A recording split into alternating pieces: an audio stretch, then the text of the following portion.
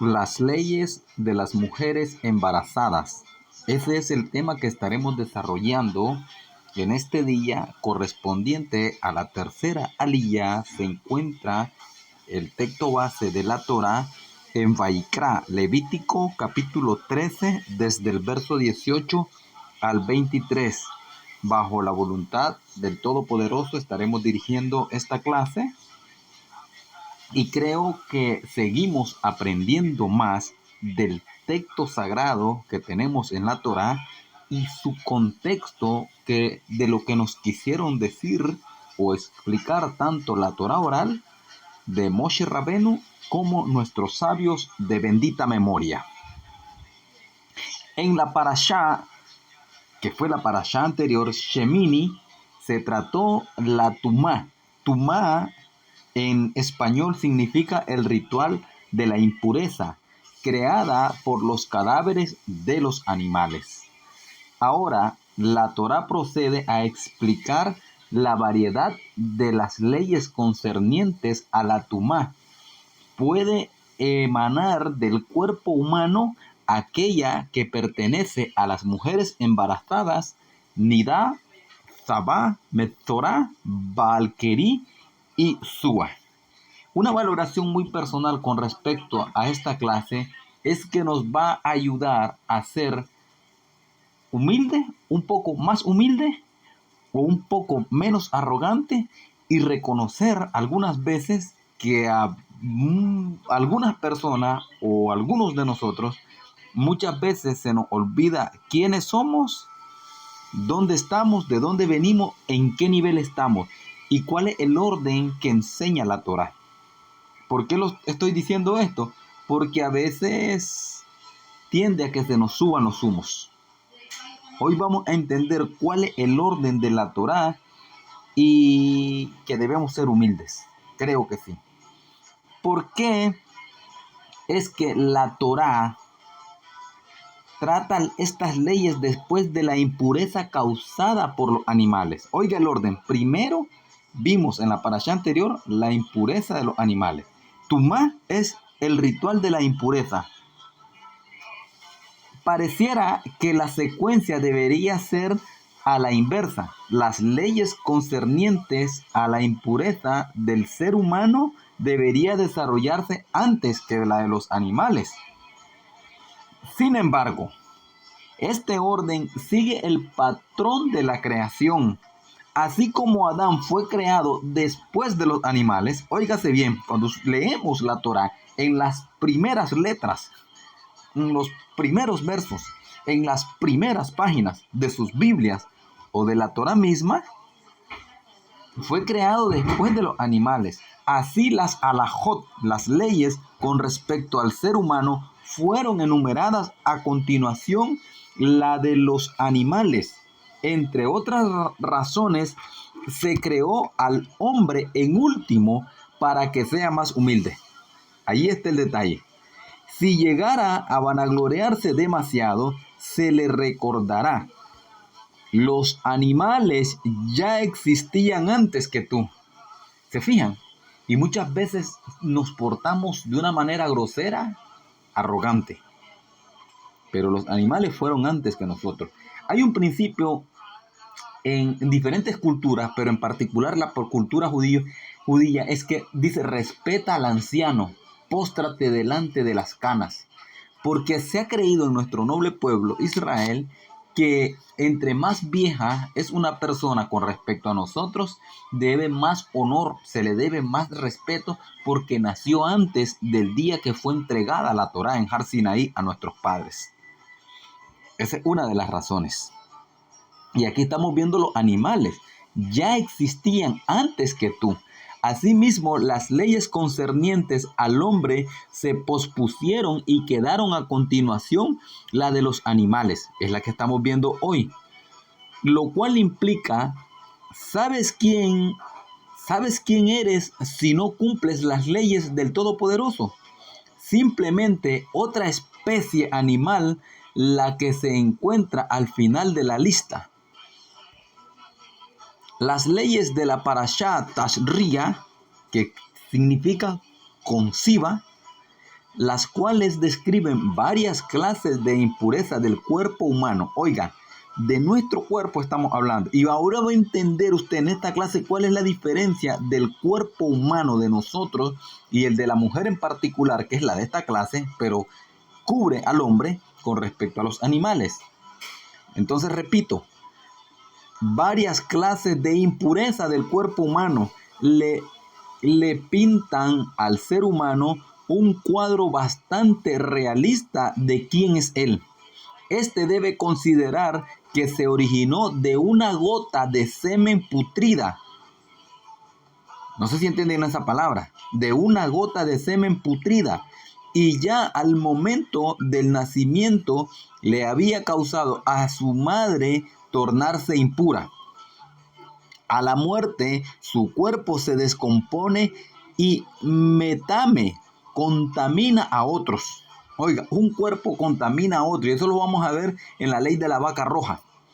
Además, la tumá creada por el hombre es más severa que la de los animales. Oiga, la impureza de nosotros es más severa que la de los animales. Los animales no pueden contaminar con el contacto cuando están vivos. Oiga la diferencia, lo voy a repetir, los animales no pueden contaminar con el contacto cuando están vivos, mientras que las personas impuras pueden hacerlo incluso durante están en vida. El cadáver de los animales provoca solo tumá, impureza, la cual dura un día, mientras que el cuerpo humano contamina por 7 días. Entonces, ¿cómo es que el hombre tiene la audacia de desobedecer con arrogancia los deseos del Creador?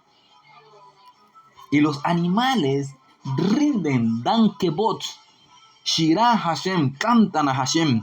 Y muchos de nosotros ni siquiera decimos modéani, lefaneja en la mañana cuando nos levantamos. Gracias Dios por la vida que me das.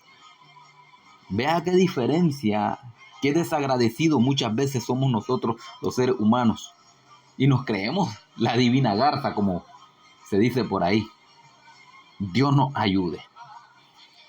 El cielo decretó que una mujer se convierte en temea, ritualmente impura, después de dar a luz. Si da a luz un niño, es impura por 7 días, como vemos ese bebecito en la pantalla. Pero si da a luz una niña, su impureza es por 14 días. Las leyes de la nidá, como todas las leyes de la Torá, son beneficiarias para los hombres. La nidá es el periodo menstrual de la mujer. Y aunque está el hombre implicado en esto, uno de los beneficios de la separación completa entre los esposos durante el periodo de Nidut es que evita que su relación se convierta en algo habitual y por ende rutinaria. Como resultado de esta ley de la Torá, el marido siempre contempla a su esposa con cariño como un recién casado que entró a la jupá. En los tiempos del Bet Hamikdash, del templo, incluso si el periodo Nidut de la mujer terminó y ella se sumergió en la mikve no es una piscina, es el lugar donde se hace, voy a usar una palabra para que se entienda, donde se hacen la sumersión, las purezas, el bautisterio, más a un idioma que se pueda entender, donde la mujer se purifica e inclusive el hombre, y quedó pura para su marido. Ella seguía siendo tamea con respecto a todos los temas relacionados con el Bet Hamikdash. Voy a aclarar algo. Hay un texto en el Nuevo Testamento que dice una sola fe, un solo Señor y un solo bautismo. De eso hizo una doctrina la iglesia. Y dicen que ya se bautizaron una vez y no se vuelven a bautizar.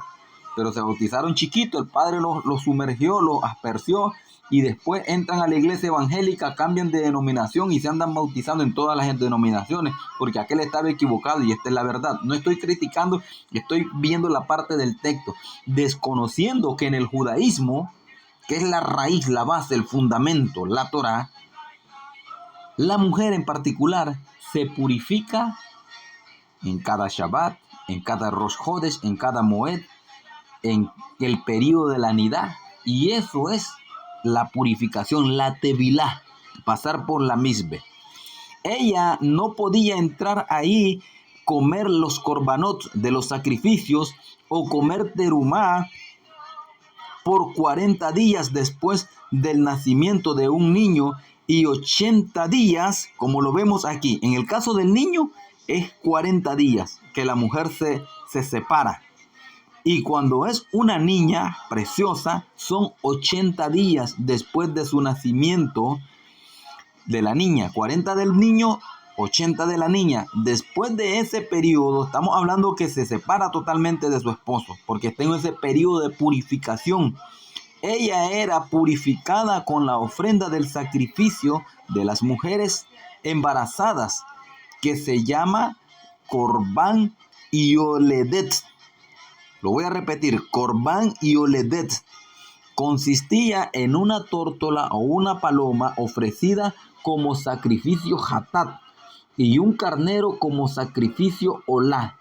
Si no tenía los medios económicos para traer un carnero, ella podía traer una tórtola o una paloma en su lugar como reemplazo. ¿Por qué la Torá de Hashem obliga a una mujer a traer ofrendas después de haber dado a luz a un niño y no solo un olá, una ofrenda que se quema, sino un hatat, una ofrenda que se hace cuando uno ha pecado? Vea, en las versiones esto pasa por alto, pero aquí estamos hablando de dos tipos de ofrenda olá y la ofrenda hatat, lo cual indica que hay alguna especie de culpa de su parte. El objeto de la ofrenda olá es expresar gratitud al Todopoderoso, quien se entrega a la mujer sana y la salvó de los peligros del embarazo. Al tener que venir al Bet Hamikdash para ofrendar, demuestra el reconocimiento que le hace al Todopoderoso por su bondad hacia ella. Además, ella debe ofrendar un hatat para expiar su culpa, la culpa de haber transgredido su promesa solemne. Cuando una mujer tiene los dolores del parto y está atormentada por el dolor, promete que jamás volverá a vivir con su marido. Una vez que el niño nace, ella se arrepiente de su promesa y la transgrede. Por lo tanto, ella necesita un hatat para expiar ese pecado. De acuerdo con otra explicación, su hatat, su ofrenda, no se ofrece para enmendar sus pecados personales, sino para aquel de nuestra primera madre Java, conocida como Eva en las versiones, quien a través de su pecado degradó a todas las generaciones futuras. Si no hubiera sido por el pecado de nuestra madre Java, el Yetzer Hará, la inclinación al mal, el instinto al mal, no hubiera entrado al corazón humano y la humanidad hubiera continuado existiendo de manera completamente pura y sagrada. Y la propagación humana hubiera entonces tenido lugar como un acto puramente sagrado, sin ningún deseo terrenal. El sacrificio olá de la mujer casada sirve para expiar cualquier pensamiento pecaminoso y el sacrificio hatat para expiar transgresiones de acciones. Ambos surgen como consecuencia del pecado de Java. Que el Todopoderoso, el Elohim uno, único y verdadero, el Elohim de Israel, les bendiga y les asista en todo, y que estas leyes concernientes a la mujer en sus diferentes periodos, sirva para una mejor relación con el Creador y cuidar su propio cuerpo. Shalom Ubrahot.